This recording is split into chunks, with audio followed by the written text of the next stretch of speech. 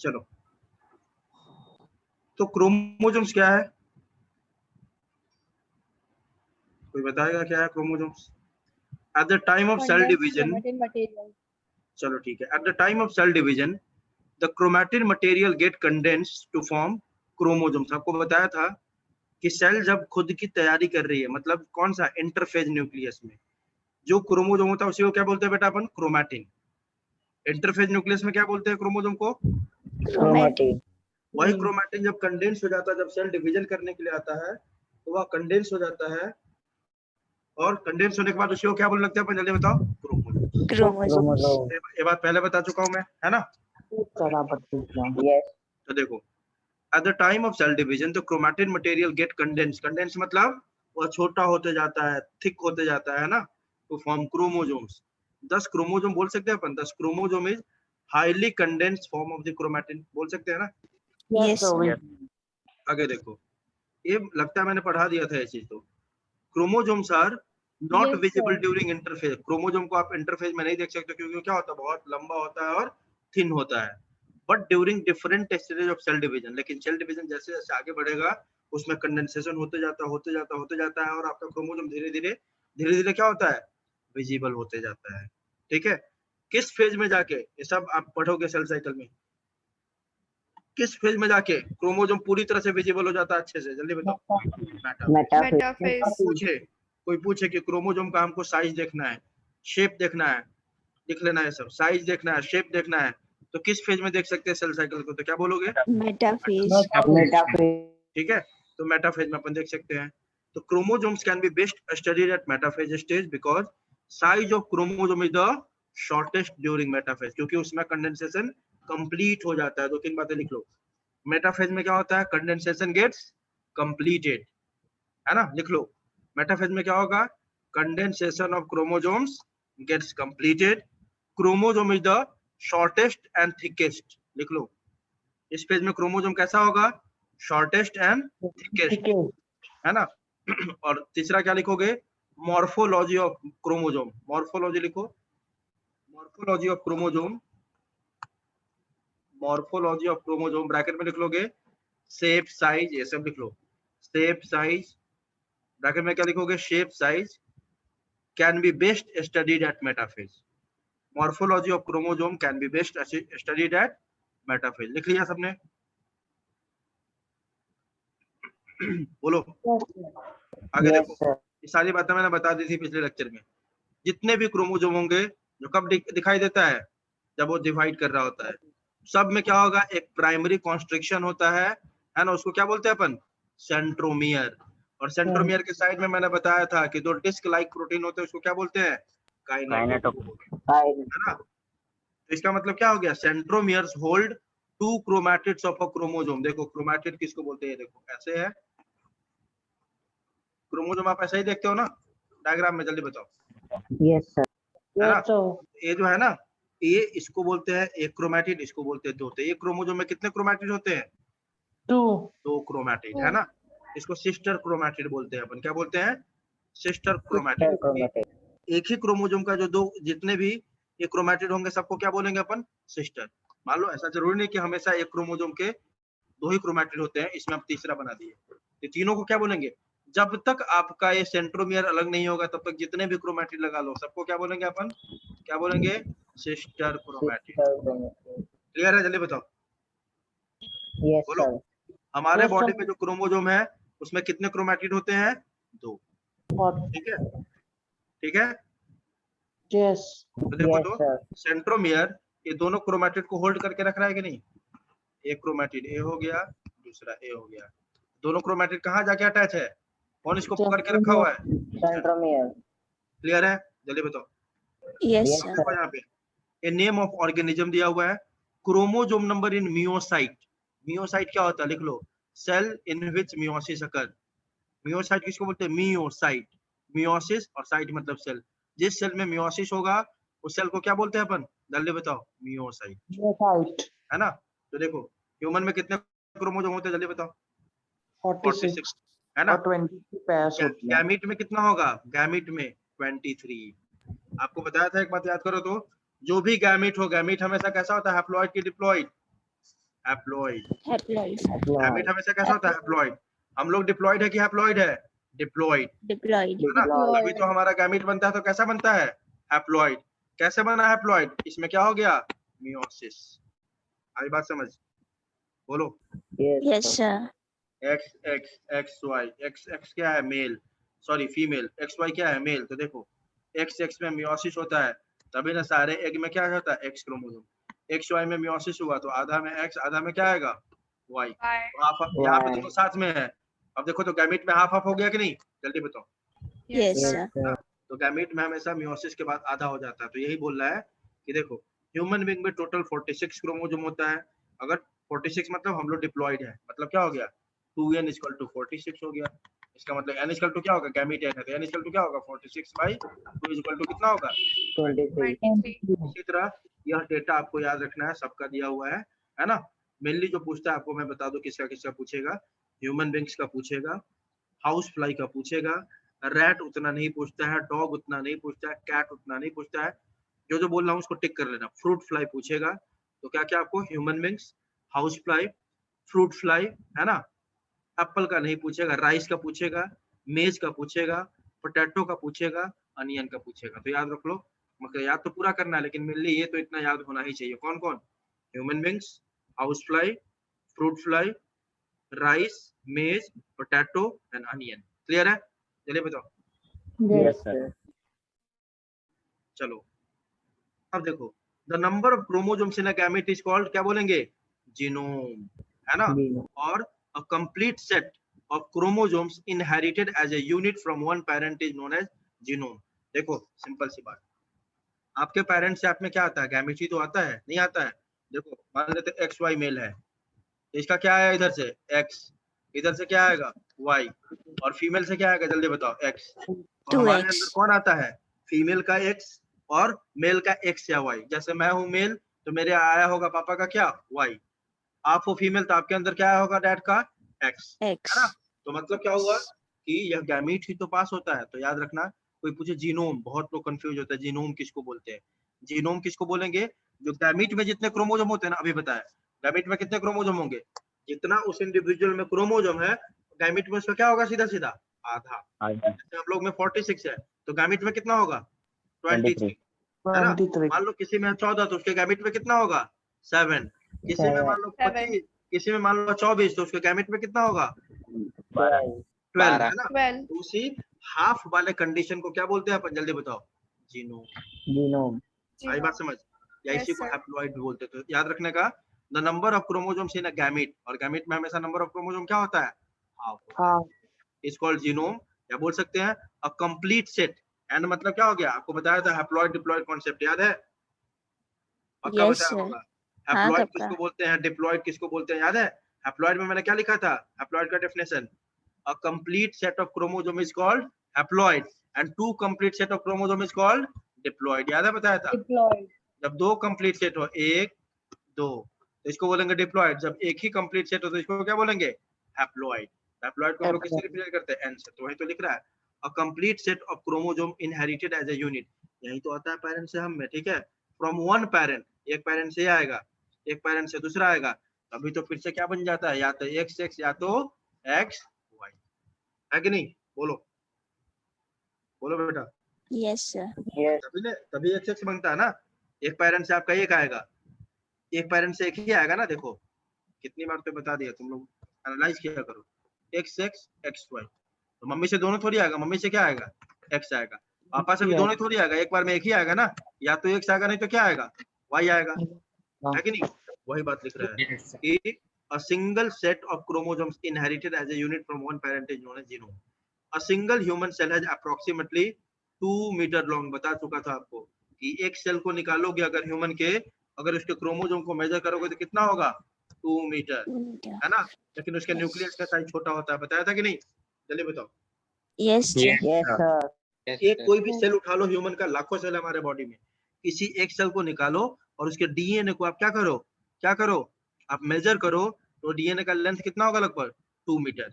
और एक सेल में कितने क्रोमोसोम होते हैं जल्दी बताओ, एक सेल में कितने क्रोमोसोम? 46 होते हैं ना। मतलब क्या हुआ इसका, उस 46 क्रोमोसोम के डीएनए को मिला के कितना मीटर लॉन्ग है ये? 2 मीटर लॉन्ग। आई बात समझ, जल्दी बताओ। Yes, sir.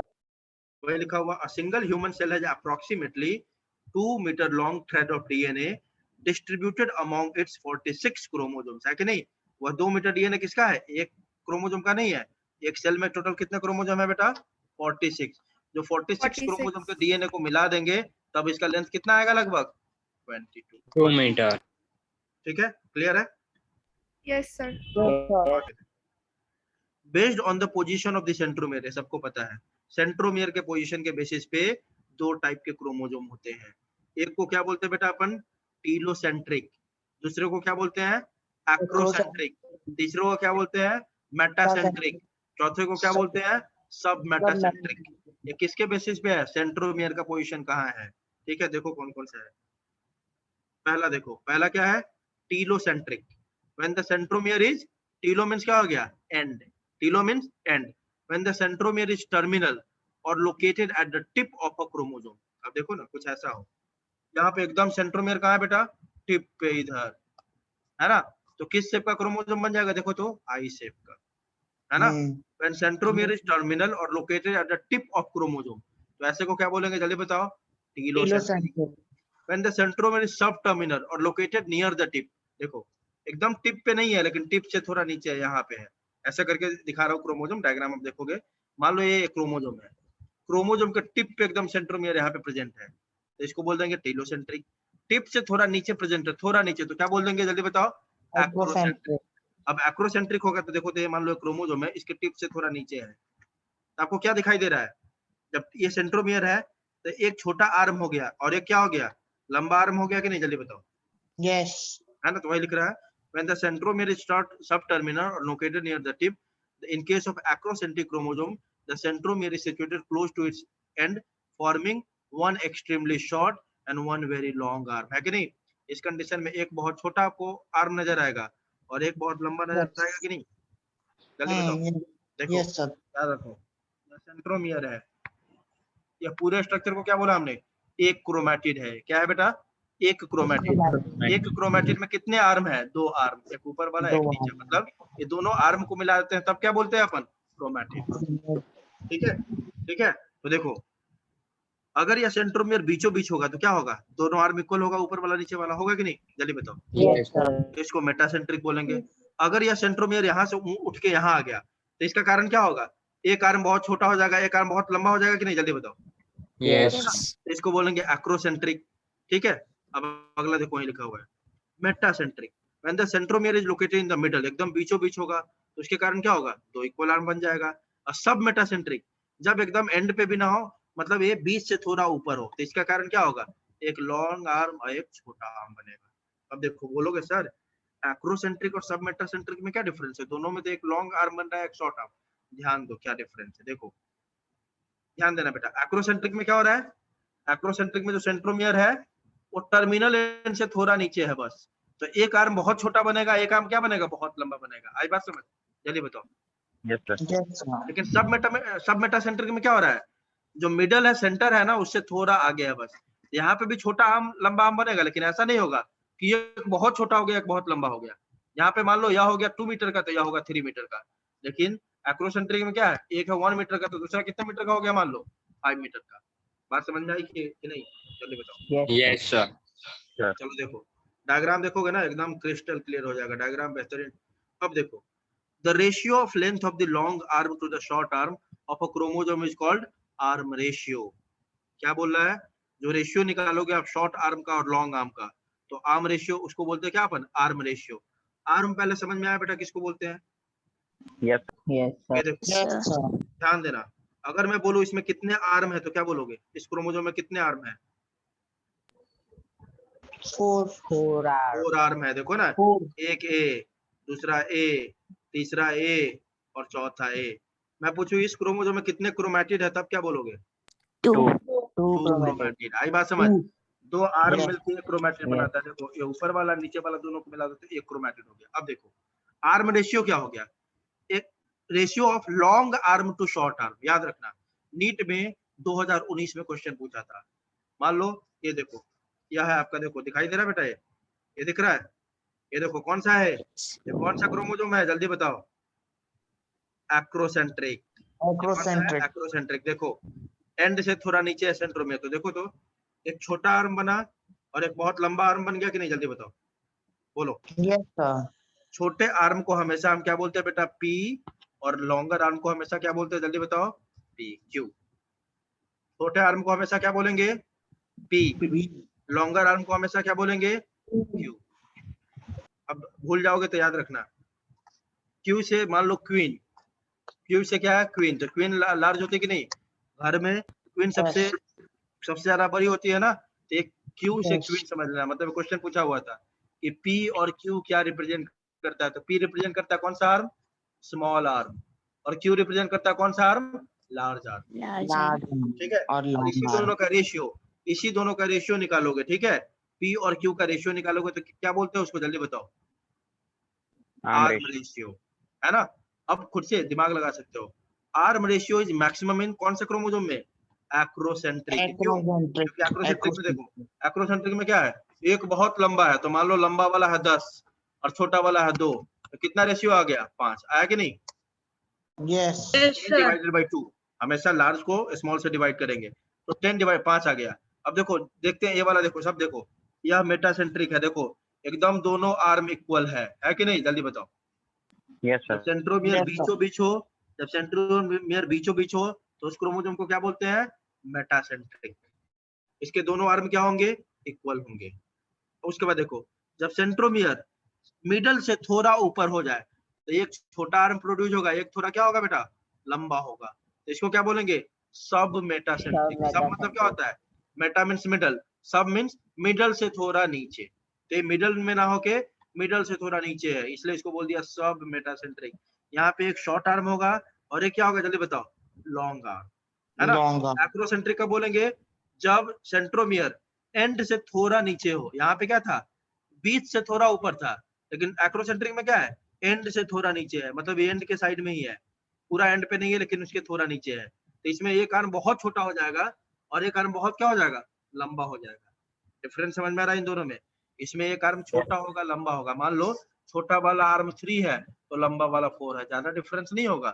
जबकि एक्रोसेंट्रिक में 2 है तो ये हो गया 6, इसमें ज्यादा डिफरेंस हो जाएगा, क्योंकि इसका सेंट्रोमियर और ज्यादा ऊपर प्रेजेंट है, इधर कहीं प्रेजेंट है, यहाँ पे प्रेजेंट है, तो एक आर्म बहुत छोटा और एक आर्म बहुत लंबा हो जाएगा कि नहीं, जल्दी बताओ, बोलो। Yes, sir. और फिर लास्टली क्या है आपका, टीलोसेंट्रिक, इसमें तो पूरा एंड पे ही होता है, तो यहाँ पे तो दूसरा वाला आर्म एकदम दिखाई ही नहीं देता, बस नीचे वाला आर्म में दिखाई देगा। क्लियर है बेटा, जल्दी बताओ। Yes, sir. कोई पूछे तो सिंपल सी बात है, कोई पूछेगा सबसे ज्यादा आर्म रेशियो किसका होगा, तो पक्की बात है उसी का होगा ना। देखो ना कैसे,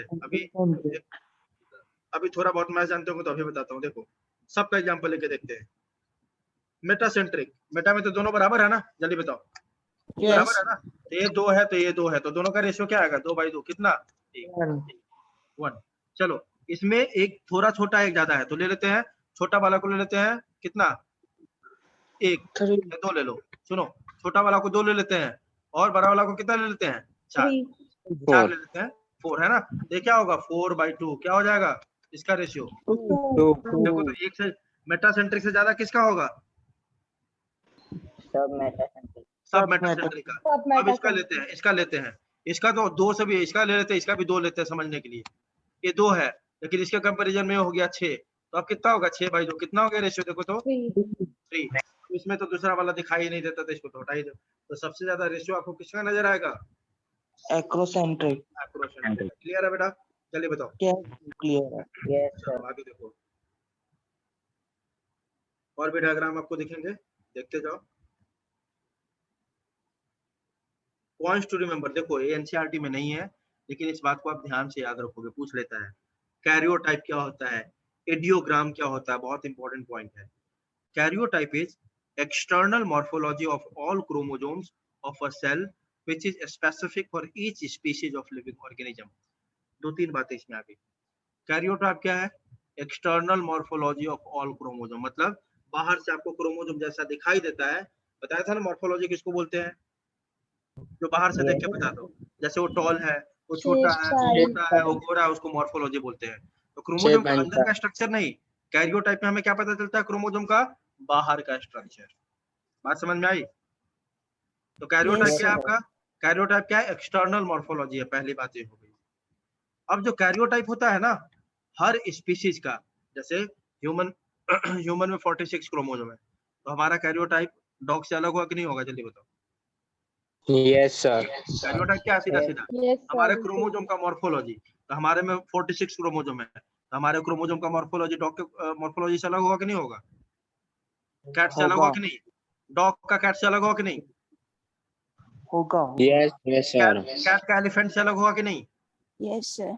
वही Yes, कहने का sir. मतलब ये है, दो बात इसमें हो गई कि कैरियोटाइप क्या है? एक्सटर्नल मॉर्फोलॉजी सारे क्रोमोसोम का, हमारे सेल में जो भी क्रोमोसोम है उसका एक्सटर्नल मॉर्फोलॉजी इज कैरियोटाइप। अब कैरियोटाइप हर स्पीशीज का अलग अलग होता है, हो गया। ह्यूमन का अलग होगा, मतलब ह्यूमन का अलग होगा मतलब सारे ह्यूमन का एक जैसा होगा। हम बोल रहे स्पीशीज, ह्यूमन एक स्पीशीज है, डॉग एक स्पीशीज है, एलिफेंट एक स्पीशीज है, स्पीशीज में चेंज हो जाएगा।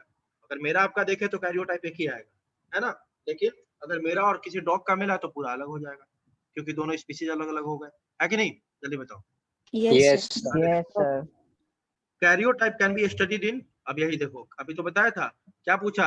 एक्सटर्नल मॉर्फोलॉजी देखना है, किस फेज में देखोगे? सबसे अच्छा कब दिखाई देगा मॉर्फोलॉजी? Metaphase. मेटाफेज। इसका मतलब कैरियोटाइप भी कब अपन देख सकते हैं, किस फेज में स्टडी कर सकते हैं कैरियोटाइप का? मेटाफेज में। कैरियोटाइप इंक्लूड्स, अब कैरियोटाइप में क्या क्या इन्फॉर्मेशन मिलता है हमें, देखो। नंबर ऑफ क्रोमोसोम, हम बाहर से देख के बता सकते हैं कितने नंबर ऑफ क्रोमोसोम है ना? नंबर ऑफ क्रोमोसोम आपको पता चलता है कैरियोटाइप से। क्रोमोसोम का साइज कैसा वो पता चलता है। क्रोमोसोम में पोजीशन, अभी जो हम पढ़ते हैं एक्रोसेंट्रिक, टेलोसेंट्रिक, ये सब कैरियोटाइपिंग के कारण ही पता चला कि सेंट्रोमियर का पोजीशन किधर है, आर्म का लेंथ कितना है ना? सेकेंडरी कॉन्स्ट्रक्शन किसको बोलते हैं, बता सकते हो कोई? न्यूक्लियर और ऑर्गेनाइजर रीजन, याद है? Yes, sir. याद है बेटा?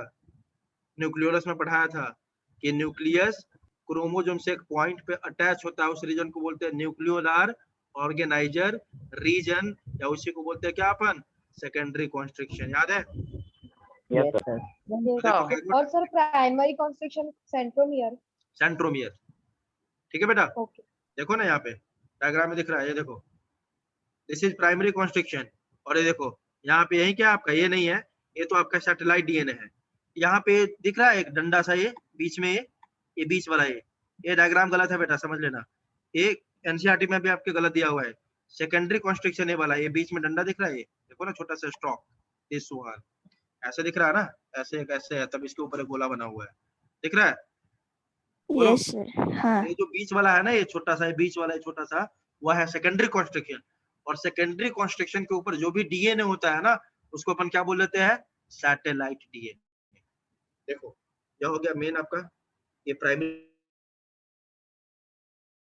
कॉन्स्ट्रिक्शन, और सेकेंडरी कॉन्स्ट्रिक्शन के ऊपर डीएनए होता है। सेकेंडरी कॉन्स्ट्रिक्शन के ऊपर जो भी डीएनए होगा उसको क्या बोल देंगे अपन? Satellite DNA. आई बात समझ? जल्दी बताओ। Yes, sir. देखो ना डायग्राम कैसा गलत है, इसी को सैटेलाइट भी लिख रहा है और इसी को क्या लिख रहा है, देखो तो सेकेंडरी कॉन्स्ट्रिक्शन, तो गलत हो गया ना? सेकेंडरी कॉन्स्ट्रिक्शन है बीच वाला पॉइंट है, ठीक है बेटा? बोलो। Yes, sir. Yes, sir. देखो क्वेश्चन पूछता है कि कैरियोटाइप में आप क्या क्या स्टडी कर सकते हो, तो नंबर ऑफ क्रोमोसोम, उसका साइज, रिलेटिव साइज, ये क्रोमोसोम दूसरे, पोजीशन उसका सेंट्रोमियर का, length of arm, secondary constriction को, और बैंडिंग पैटर्न। बैंडिंग मतलब क्रोमोसोम को कैसे आप अरेंज कर सकते हो, उसको बोलते हैं बैंडिंग पैटर्न, ठीक है? तो अभी देखेंगे क्रोमोसोम कैसे अरेंज होता है। देखो उसी अरेंजमेंट के तरीका को हम बोलते हैं इडियोग्राम। क्या बोलते हैं? इडियोग्राम, डायग्रामेटिक रिप्रेजेंटेशन ऑफ कैरियोटाइप। मान लो हमने कैरियोटाइप कर लिया, अब कैरियोटाइप हमने कर लिया कि देख लिया नंबर ऑफ क्रोमोसोम इतना है, इसका साइज ऐसे ऐसे है, इसका पोजीशन ऐसे, सब कुछ देख लिया। अब उसको देखने के बाद उसको कहीं छापना होगा ना, ताकि हम स्टडी कर सके। जल्दी बताओ, प्रिंट करना होगा कि नहीं? बोलो। Yes, sir. तो उसी कैरियोटाइप को जब हम डायग्राम के फॉर्म में रिप्रेजेंट कर देते हैं, उसी को क्या बोल देते हैं अपन? इडियोग्राम। आई बात समझ? Yes, sir. हाँ, इडियोग्राम क्या आपका? Diagrammatic representation of karyotype. Carry.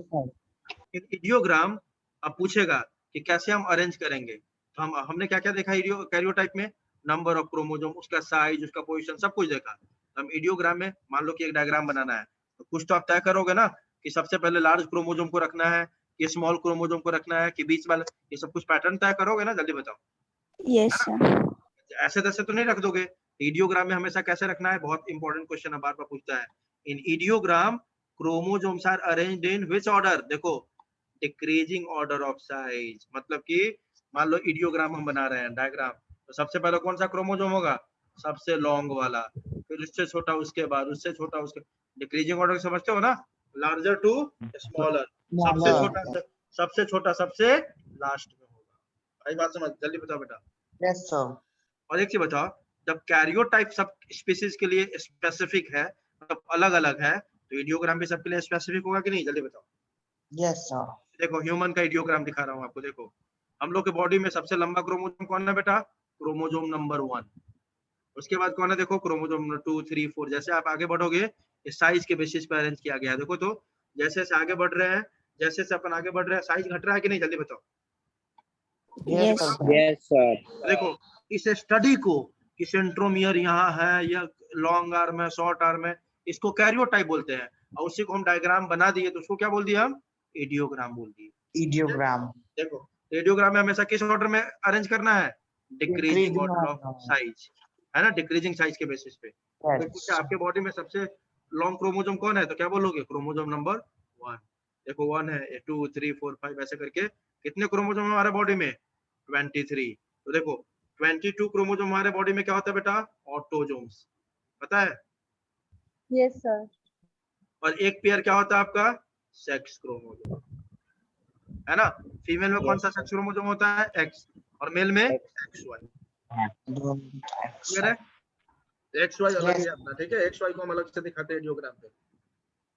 बाकी जो भी आप देख रहे हो सबको हमने क्या किया, डिक्रीजिंग ऑर्डर के बेसिस पे अरेंज कर दिया, क्लियर है बेटा। Yes, sir. अब लास्ट हम देखेंगे स्ट्रक्चर ऑफ क्रोमोसोम, क्रोमोसोम का स्ट्रक्चर, ठीक है।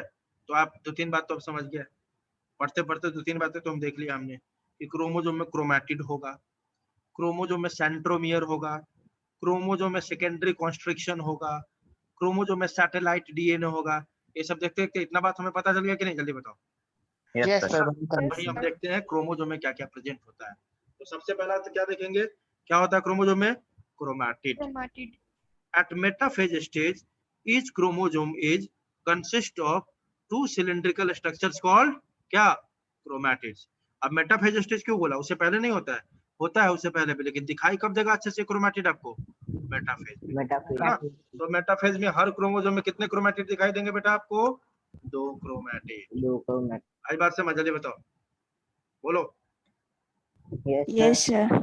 आगे देखो, both sister chromatids are joined together by a common centromere। अभी बताया, जब तक सेंट्रोमियर एक है, इस पे जितने भी क्रोमैटिड जोड़ दो सबको क्या बोलेंगे अपन, जल्दी बताओ, Sister. जब तक सेंट्रोमियर एक है तब तक जितने भी इसमें सिस्टर क्रोमैटिड, जितने भी क्रोमैटिड जोड़ दो, 1 जोड़ दो, 50 जोड़ दो, 1000 जोड़ दो, सबको क्या बोलेंगे, सिस्टर क्रोमैटिड। आई बात समझ, बोलो। Yes, sir. Yes, sir. Human में कितने क्रोमैटिड मिलते हैं क्रोमोसोम में, 2, लेकिन 2. सब जगह 2 ही नहीं मिलता, कहीं के भी देखोगे पॉलीटिन क्रोमोसोम होता है, वहां पे 2 से ज्यादा क्रोमैटिड हो सकता है, ठीक है। सारी बात समझ, हमारे अंदर 2 क्रोमैटिड होता है। आगे देखो, क्रोमोसोम में हैव सिंगल क्रोमैटिड। अभी आप सेल साइकिल पढ़ोगे तब समझ में आएगा, सेल साइकिल, सेल डिवीजन में क्या है, होता 2 क्रोमैटिड है, लेकिन जब हमें सेल को डिवाइड करना होता है तो दोनों को इक्वल इक्वल देंगे कि नहीं क्रोमैटिड, जल्दी बताओ। Yes, sir. Yes, chromatid sir. टूट टूट के अलग हो जाता है, एक अलग दूसरा अलग। ये किस फेज में होता है, ये टूटता कब है क्रोमैटिड आपका, किस फेज में, एनाफेज में और टीलोफेज में, है ना। तो बाद में इसे पढ़ोगे, बस इतना समझ लो कि हमारे अंदर जो सेल साइकिल का एनाफेज या टीलोफेज में क्रोमोसोम में कितने क्रोमैटिड होते हैं, सिंगल क्रोमैटिड, Single chromatid. क्योंकि टूट के अलग हो जाता है। लेकिन जैसे ही हम प्रोफेज और मेटाफेज में बात करें तो कितने क्रोमैटिड होते हैं, 2 क्रोमैटिड, फिर से जुड़ जाता है। ये सेल साइकिल में बेहतरीन तरीके से समझोगे। Each chromatid consists of a single long thread of DNA associated with stone। अब एक बात सुन लो, यह जो क्रोमैटिड है ना, यह कुछ है नहीं। जैसे ही कोई बोले कि क्रोमैटिड क्या है, एक सिंगल क्रोमैटिड है कि 2 दिख रहा है इसमें, आपको ये बताओ पहले। Single. Single chromatid equal to सीधा ऐसे याद रखो, 1 डीएनए मॉलिक्यूल। 1 सिंगल क्रोमैटिड मतलब 1 डीएनए मॉलिक्यूल। 1 DNA. भाई बात समझ, जल्दी बताओ, लिख लो। Yes, sir. 1 single chromatid means 1 DNA molecule, ठीक है। तो वही बोल रहा है, इस chromatid consist of a single, एक क्रोमैटिड में क्या मिलेगा आपको, एक सिंगल थ्रेड ऑफ क्या, डीएनए मॉलिक्यूल, ठीक है। और इस डीएनए के साथ क्योंकि यूकैरियोटिक सेल है, कौन सा प्रोटीन होगा अटैच, हिस्टोन प्रोटीन। आई बात समझ, non histone proteins and RNA are also present, और इसके साथ साथ इसमें नॉन हिस्टोन प्रोटीन और आरएनए भी होगा। क्लियर है बेटा, चलिए बताओ Yes, sir. आगे देखते हैं। तो क्रोमैटिड तो समझ, क्रोमैटिड आप समझ गए, सीधी बात समझना। क्रोमैटिड क्या है आपका, क्रोमैटिड क्या है, क्रोमोजोम के दो आर्म को क्या बोलते हैं अपन, एक क्रोमैटिड। और कोई पूछे क्रोमैटिड क्या है तो क्या बोलोगे, chromatid is one DNA molecule, ठीक है बेटा, क्योंकि इसके अंदर एक डीएनए मॉलिक्यूल प्रेजेंट होता है। दो आर्म होते हैं ना, स्मॉल आर्म, लॉन्ग आर्म, दोनों आर्म को मिला के एक क्रोमैटिड बोलते हैं, ठीक है बेटा। Yes, sir. दूसरा क्या प्रेजेंट होगा, सेंट्रोमियर, यही तो मेन है, क्योंकि यही तो सारे आर्म को क्या कर रहा है, होल्ड करके रखा हुआ है, या सारे क्रोमैटिड को एक जगह बांध के रखा हुआ है कि नहीं, बोलो। सारे Yes. क्रोमैटिड को पकड़ के कौन रखा हुआ है एक जगह पे, Centromere. Each chromosome at prophase or metaphase is consist of two chromatids, अभी बताया। Both the chromatids of a chromosome are joined at a point या connected by a structure called क्या बोलेंगे, centromere, ठीक है। At centromere, on the sides of centromere, आपको बताया था बीच में नहीं, ये मान लो सेंट्रोमियर है, इसके दोनों साइड में दो डिस्क लाइक प्रोटीन प्रेजेंट होगा, उसको क्या बोलते हैं, Kinetochore. है ना। अब बताऊंगा बाद में आपको, या काइनेटोकोर बताया भी हुआ है, याद करो, ऐसे करके बताया नहीं था कि ये मान लो कि क्रोमैटिड है, इसको तोड़ तोड़ के अलग करना है, तो इसी काइनेटोकोर से आके अटैच हो जाता है कौन, आपका स्पिंडल फाइबर। स्पिंडल फाइबर एक को ऊपर खींचेगा, दूसरे को नीचे खींचेगा, दोनों क्या हो जाता है, सेपरेट। तो यह जो स्पिंडल फाइबर है ना, काइनेटोकोर से आके अटैच होता है, सेंट्रोमियर से नहीं, क्योंकि साइड साइड में उसको कौन मिलेगा, बदलिए बताओ, काइनेटोकोर की सेंट्रोमियर, काइनेटोकोर। तो ये इधर से आके किससे अटैच होता है, हमेशा स्पिंडल फाइबर किससे अटैच होता है बेटा, Kinetochore. ठीक है। और स्पिंडल फाइबर क्या करवाता है, सेल साइकिल में पढ़ोगे, या सेल डिवीजन में हेल्प करता है, दो क्रोमैटिड को तोड़ के अलग करने में हेल्प करता है। तो वही लिख रहा है देखो, kinetochore constitute the actual site of attachment of spindle fiber during cell division। Cell division के टाइम पे काइनेटोकोर से जाके अटैच होता है कौन, कौन, स्पिंडल फाइबर, ठीक है। At the region of centromere, the chromosome is comparatively narrower than remaining part of the chromosome. This is termed as primary constriction. Constriction किसको बोलते हैं, जहाँ पे कोई चीज नैरो हो जाए उसी को बोलते हैं ना constriction, जल्दी बताओ, है ना। तो अगर आप एक क्रोमोजोम को ढंग से देखोगे तो आप क्या देखते हो कि यहाँ पे आके ये पतला हो गया, नैरो हो गया, देखो ये पूरा मोटा है, लेकिन यहाँ पे आके देखो तो दोनों तरफ से नैरो हो गया कि नहीं, जल्दी बताओ, हो गया कि नहीं। Yes, sir. इसके लिए इसको क्या बोलते हैं, प्राइमरी कॉन्स्ट्रिक्शन, क्योंकि ये पहला नैरो रीजन है इसलिए प्राइमरी बोलेंगे। फिर यहाँ पे आके देखो क्रोमोजोम नैरो हो गया तो इसको क्या बोल देंगे, सेकेंडरी कॉन्स्ट्रिक्शन, ठीक है। तो जहां जहां क्रोमोजोम देखो ना, आप क्रोमोजोम बनाते हो तो कैसे बनाते हो, देखो ऐसे ऐसे ऐसे, चारों तरफ ऐसे फैला हुआ है, लेकिन यहाँ पे नहीं लग रहा कि अंदर ऐसे धंस गया है, जल्दी बताओ, बोलो। Yes. Yes, sir. नैरो है इसलिए इसको बोलते हैं कॉन्स्ट्रिक्शन। तो centromere is which constriction, primary या सेकेंडरी, Primary. कॉन्स्ट्रिक्शन, याद रखने का। चलो अगला क्या मिलेगा, प्राइमरी कॉन्स्ट्रिक्शन के अलावा और क्या मिलता है बेटा उसमें, सेकेंडरी कॉन्स्ट्रिक्शन, ठीक है। और याद करो सेकेंडरी कॉन्स्ट्रिक्शन किसको बोलते थे अपन, न्यूक्लियोलर ऑर्गेनाइजर रीजन को, याद है। And OR. Besides Yes, primary sir. constrictions, other constriction, देखो प्राइमरी के बाद भी दो तीन मिल सकते हैं, टर्शियरी भी मिलता है, सेकेंडरी, टर्शियरी, लेकिन उतना हमें नहीं पढ़ना, सेकेंडरी तक ही क्वेश्चन पूछेगा, इतना ही पढ़ेंगे। Besides primary constriction, other constriction may also occur on some chromosome, कुछ क्रोमोसोम पे, सब पे नहीं होता है, which are known as क्या, secondary constriction। These constriction are non-staining, याद रखना, प्राइमरी कॉन्स्ट्रिक्शन को हम स्टेन कर सकते हैं, देख सकते हैं, लेकिन सेकेंडरी कॉन्स्ट्रिक्शन को हम स्टेनिंग नहीं कर सकते, मतलब उसको हम नहीं देख सकते हैं। क्लियर है बेटा, चलिए बताओ, Yes, sir. बोलो बेटा। Yes. Constriction are non staining and found at constant location, और एक कांस्टेंट लोकेशन पे मिलता है। सेकेंडरी कॉन्स्ट्रिक्शन आपको किस किस क्रोमोसोम में मिलता है, ह्यूमन में बता रहे हैं, है ना। Secondary constriction is also known as, क्या बोलते हैं इसको, न्यूक्लियोलर ऑर्गेनाइजर रीजन, है ना। और हमारे बॉडी में अभी क्या पढ़ा आपने कि सेकेंडरी कॉन्स्ट्रिक्शन पूरे 46 क्रोमोसोम में नहीं प्रेजेंट है, किसी किसी क्रोमोसोम में है, जबकि प्राइमरी कॉन्स्ट्रिक्शन जितना दुनिया में क्रोमोसोम होगा सब में होगा, ठीक है बेटा, Yes, sir. बिना सेंट्रोमियर का क्रोमोसोम हो ही नहीं सकता है।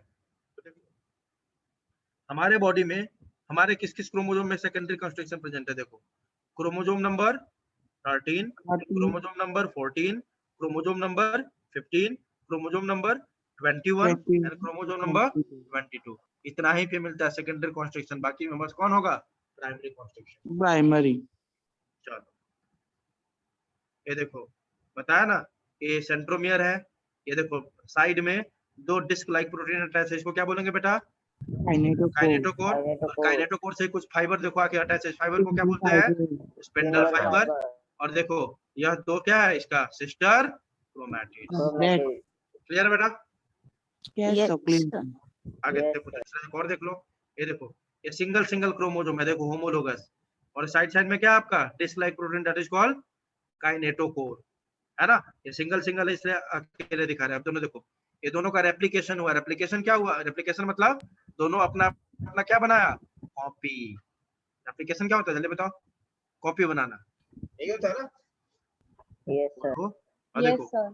ये मान लेते हैं मदर वाला है लेकिन अभी सिंगल है, ये गैमीट है, मान लो ये मदर वाला है सिंगल, ये किसका है? रेड वाला, जल्दी बताओ किसका है? फादर का है, Father. ठीक है? यह दोनों होमोलोगस क्रोमोसोम। होमोलोगस क्रोमोसोम बताया था ना किसको बोलते हैं? बताया था तुम लोग क्लास में या नहीं बताया था? होमोलोगस क्रोमोसोम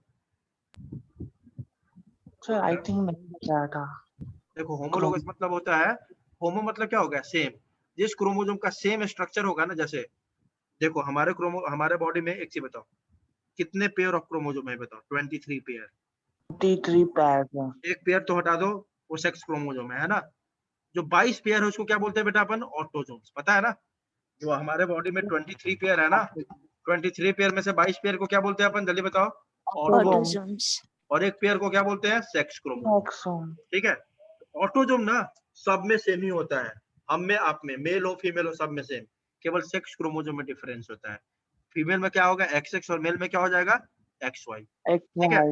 लेकिन ये 22 जो पेयर है ना ऑटोसोम्स, कोई भी ले लो, कोई भी ह्यूमन, मेल हो फीमेल हो, आपकी मम्मी हो, मैं हूँ, मेरे पापा हो, है ना, मेरा भाई हो, मेरी बहन हो, सब में क्या होगा बेटा? Same. सब में सेम Same. होगा। ये बात समझ, जल्दी बताओ। Yes, बोलो, sir. मतलब ऑटोसोम सब में सेम होता है। अब देखो, हम बोल रहे हैं कि सर 22 पेयर है, ये पेयर कैसे बना होगा भाई? एक किससे आया होगा? मदर से। और एक किससे आया होगा? जल्दी बताओ। Father, father sir. से। मतलब पेयर मतलब ये होमोलोगस क्रोमोसोम होते हैं। होमोलोगस मतलब जैसे हमारा क्रोमोसोम नंबर 1 और हमारा मतलब ऐसे समझो, आपके पापा का क्रोमोसोम नंबर 1 और आपकी मम्मी का क्रोमोसोम नंबर 1 दोनों एग्जैक्टली सेम साइज का होगा, सेम शेप का होगा, सेम स्ट्रक्चर होगा, सेम जीन होगा उस पे, सेम फंक्शन होगा उस पे, उसको क्या बोल देंगे अपन? होमोलोगस। आई बात समझ? Yes, sir. अब जैसे मान लो मेरे पापा का क्रोमोसोम नंबर 7 और मेरे मम्मी का क्रोमोसोम नंबर 7, दोनों क्या होगा? होमोलोगस। Same. ऐसे नहीं बोल देंगे कि मेरे पापा का क्रोमोसोम नंबर 7 और दूसरा का क्रोमोसोम नंबर 8, नहीं, हमेशा सेम नंबर वाला क्रोमोसोम क्या होता है बेटा? होमोलोगस होता है। होमोलोगस मतलब ये देखो, दोनों का साइज आप देखोगे तो भी इक्वल है, दोनों का पोजीशन मतलब दोनों का लेंथ एक जैसा होगा, दोनों पे क्या क्या जीन प्रेजेंट है एक जैसा होगा, दोनों का फंक्शन एक जैसा होगा, सब कुछ जब एक जैसा हो वैसे क्रोमोसोम को क्या बोलते हैं? Homologous chromosome, Homologous. है ना? आज बात समझ? Yes, sir. देखो ये मान लेते हैं मेल का है और ये फीमेल का है, ठीक है? ये मदर का है, फादर का है। अब ये दोनों रेप्लिकेशन मतलब अपना ही कॉपी किया। तो देखो ना, मदर का यहाँ पे एक ही क्रोमैटिड था, अब देखो कितना क्रोमैटिड बना ली मदर अपने में, देखो तो 2 दो। क्रोमैटिड, नहीं दिख रहा 2 क्रोमैटिड, है ना? यहाँ फादर भी अकेले थे, अकेले इनका क्रोमैटिड था, सिंगल क्रोमैटिड, अब इसमें कितना दिख रहा है? 2 Double. क्रोमैटिड। मतलब सिंपल बात है, रेप्लिकेशन क्या होता है? Copy of DNA. यहाँ पे सिंगल क्रोमैटिड है, यहाँ पे कॉपी करके 2 कर लिया, ये दोनों आपस में क्या कहलाएंगे? क्योंकि सेम मदर का है, एक ही दोनों का क्या है? एक ही सेंट्रोमियर है, दोनों को क्या बोलेंगे? जल्दी बताओ। Sister chromatid. पापा वाले भी ये दोनों को क्या बोलेंगे? जल्दी बताओ। सिस्टर क्रोमैटिड, है ना? लेकिन अगर हम बोले कि इसको और इसको, इन दोनों को सिस्टर बोल सकते हैं क्या? No, sir. नहीं बोल सकते हैं। क्या बोला मैंने? सिस्टर कब तक बोलोगे आप? जब तक सेम सेंट्रोमियर हो। कब तक बोलेंगे सिस्टर क्रोमैटिड बेटा? जब तक क्या हो? Same centromere. Centromere. तो देखो इसका मदर वाला का सेंट्रोमियर तो एक ही है, ये सेंट्रोमियर है, फादर का ये है, तो दोनों सेंट्रोमियर अलग अलग हो गया कि नहीं, जल्दी बताओ, बोलो। यह दोनों Yes, आपस में sir. सिस्टर क्रोमैटिड है, लेकिन अगर इन दोनों को बोल दे, इसको और इसको मिला ले, मतलब किसको किसको, मान लो क्रोमोसोम नंबर 1 है, ये 2 है, ये 3 है, पूरा 4 क्रोमोसोम है ना, 4 नहीं 2 ही क्रोमोसोम है, 4 क्रोमैटिड है। कितने क्रोमैटिड है? 2 क्रोमोसोम में बेटे 4 क्रोमैटिड, ठीक है। अब एक कितने क्रोमोसोम लग रहा है आपको, 2 कि 4, पहले बताओ। 2 2। कोई पूछे कि क्रोमोसोम बताने का तरीका क्या है, एक ही तरीका है, count the number of centromere. जितना सेंट्रोमियर का नंबर होता है ना, उतना ही क्या होता है, जल्दी बताओ, क्रोमोसोम। इसमें देखो, Chromosome. इसमें कितना सेंट्रोमियर नजर आ रहा है आपको, 1 2, तो इसको क्या बोलेंगे, कितने क्रोमोसोम बोल दे इसको, 2 क्रोमोसोम। 2 दो। Chromosome, 2 chromosome with single chromatid. यहाँ पे भी देखो सेंट्रोमियर कितना है, 1 2, तो ये भी कितने क्रोमोसोम है, जल्दी बताओ, 2। 2 लेकिन क्रोमोसोम। इसमें क्या बोलेंगे, 2 क्रोमोसोम विथ 2 क्रोमैटिड्स। आई बात समझ, जल्दी बताओ, यस सर। है ना।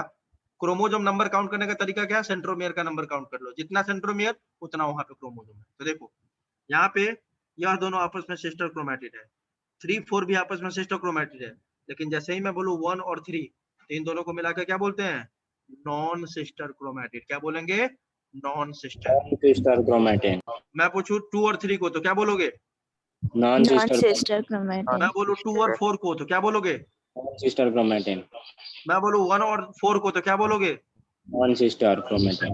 मैं बोलूं 1 और 2 को तब क्या बोलोगे, सिस्टर क्रोमैटिन। Sister chromatin. 3 और 4 को तब क्या बोलोगे। क्रोमैटिन। आ गई बात समझ, आ गई बात समझ। Yes, yes sir. और यह दोनों को देख लेते हैं, ये दोनों क्या हो गया, होमोलोगस क्रोमोसोम। मान लेते हैं ये मम्मी का क्रोमोसोम नंबर 1 है, तो ये पापा का भी कौन सा होगा, क्रोमोसोम नंबर 1। आई बात समझ, बोलो। Yes, sir. अगला क्या मिलेगा क्रोमोसोम में आपको, सैटेलाइट। बताया था ना, सेकेंडरी कॉन्स्ट्रक्शन के ऊपर वाला जो डीएनए होता है उसको क्या बोल देते हैं अपन, जल्दी बताओ। Satellite. सैटेलाइट। तो लिखा हुआ है देखो, part of chromosome remains after the NOR. NOR किसको बोलते हैं, सेकेंडरी कॉन्स्ट्रक्शन को बोलते हैं कि नहीं, जल्दी बताओ। Yes, sir. अभी तो पढ़ा, Yes, सेकेंडरी sir. कॉन्स्ट्रक्शन का दूसरा नाम क्या है, दूसरा नाम क्या है, NOR. Sir. Secondary construction is also known as NOR, है ना। Nuclear organism. हाँ, तो सेकेंडरी कॉन्स्ट्रक्शन के ऊपर का जो भी रीजन होता है उसको क्या बोल देते हैं बेटा अपन, सैटेलाइट। ठीक है, क्रोमोसोम का जो भी पार्ट आपके सेकेंडरी कॉन्स्ट्रक्शन के ऊपर होगा उसको हम सैटेलाइट बोल देते हैं, टीलोमियर। अभी देखो क्रोमोसोम है, इस क्रोमोसोम को एंड को क्या बोलते हैं बेटा अपन, एंड को क्या बोलते हैं, telomere. End of chromosome is called क्या, telomere. Telomere. Chromosomes have polarity and polar end of chromosomes are known as telomeres. Polar end मतलब जो क्रोमोसोम होता है ना, पोलर होता है ना, तो ये जो एंड है ए और ये दोनों एंड को क्या बोलेंगे बेटा अपन, Telomere. Polar ठीक है। end. अब Telomere. टीलोमेयर का काम क्या है, देखो, telomere prevents fusion of one chromosome to other chromosome. Telomere rich in guanine base. आपको डीएनए का बताया था मैंने, डीएनए में 4 बेस होते हैं, एडेनिन, थाइमिन, गुआनिन, साइटोसिन। बताया था कि नहीं, जल्दी बताओ। Yes, sir. Yes, sir. तो टीलोमेयर में कौन सा मिलेगा बेस आपको सबसे ज्यादा, गुआनिन। Guanine. Guanine base. होता सब है, देखो यहाँ पे थाइमिन भी है, टी से क्या होता है बेटा, थाइमिन। ए से क्या है, एडेनिन। और टी से Adenine. क्या है, गुआनिन। तो देखो Guanine. थाइमिन भी एडेनिन भी है, लेकिन सबसे ज्यादा कौन है, सबसे ज्यादा कौन है, Guanine. गुआनिन। Guanine. ठीक है। और टेलोमेयर करता क्या है, ये देखो एक क्रोमोसोम है, मान लो यहाँ पे दूसरा क्रोमोसोम है, मान लो ऐसे बगल बगल में है, ये दोनों फ्यूज भी तो कर सकता है ना, क्योंकि पोलैरिटी है इसमें। पोलैरिटी मतलब जिसमें चार्ज हो, पॉजिटिव नेगेटिव। तो मान लो ये तो आपस में फ्यूज भी तो कर सकता है ना बेटा, जल्दी बताओ। मान लो Yes. 2 क्रोमोसोम ऐसे पास में है तो फ्यूज भी कर सकता है ना। ये Yes, टीलोमेयर का जो एंड होता है, टीलोमेयर जो होता है ना, यह दोनों को अलग करके रखता है, रिपेल करके रखता है, दूर भगा के, फ्यूज नहीं होने देंगे दोनों को। तो टीलोमेयर का मेन काम क्या है, एक क्रोमोसोम को दूसरे क्रोमोसोम से फ्यूज Triple होने से करना. बचाता है। ठीक है। Enzyme telomerase सिंथेसाइजेज telomere part of chromosome. अब ये जो टीलोमियर है, सबसे एंड वाला पार्ट, इसको बनाने वाला एक एंजाइम होता है, उस एंजाइम का नाम क्या है बेटा, टीलोमरेज। टीलोमेयर को कौन बनाता है, कौन सा एंजाइम, टेलोमरेज, है ना। बात समझ में आई, बोलो। Yes, sir. अरे टीलोमेयर को बनाने वाला जो एंजाइम उसको बोलते हैं टेलोमरेज।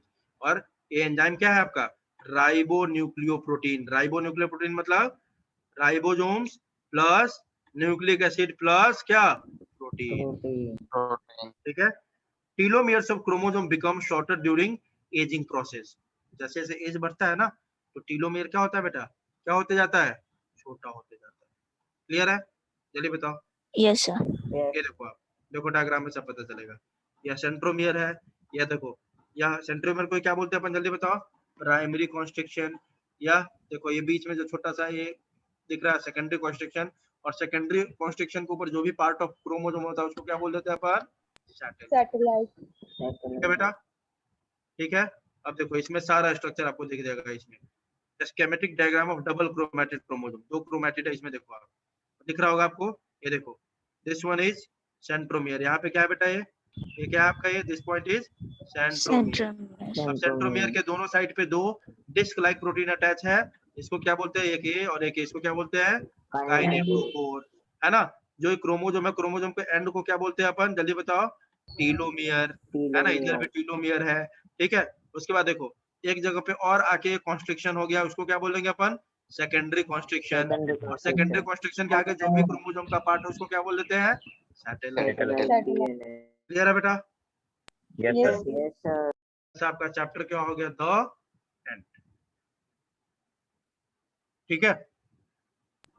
Yes, sir. आपका सेल Yes. चैप्टर खत्म। अब तो एक वीक के बाद आपकी क्लासेस है ना। Yes, sir. हाँ सर। तो अब आपका होमवर्क क्या है, देख लो, सुन लो। होमवर्क क्या है बेटा सबका, कि आपको करना क्या है, आपके बीच में टेस्ट है, टेस्ट है ना बीच में, हाँ. Yes, है ना। तो चैप्टर तो एक ही हुआ है हमारा, तो सिलेबस तो सबको पता है। हर टेस्ट का सिलेबस क्या होगा बेटा हमारा, सेल। sir. ये सबको पता चल गया कि हर टेस्ट का सिलेबस क्या होगा, सेल। अब इसी को, सेल को अच्छे से पढ़ना है बार बार। अब एक वीक का टाइम मिल रहा है, मतलब क्या करना है, बहुत अच्छे तरीके से इसको रिवीजन करना है। क्लियर है बेटा?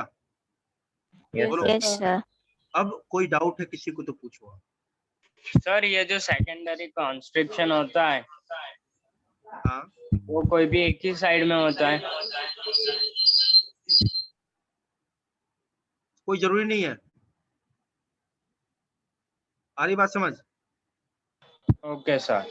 अब बेटा हो भी सकता है, लेकिन कोई जरूरी नहीं है ऐसा, ठीक है। वो किसी भी साइड हो सकता है, ठीक है। Okay sir.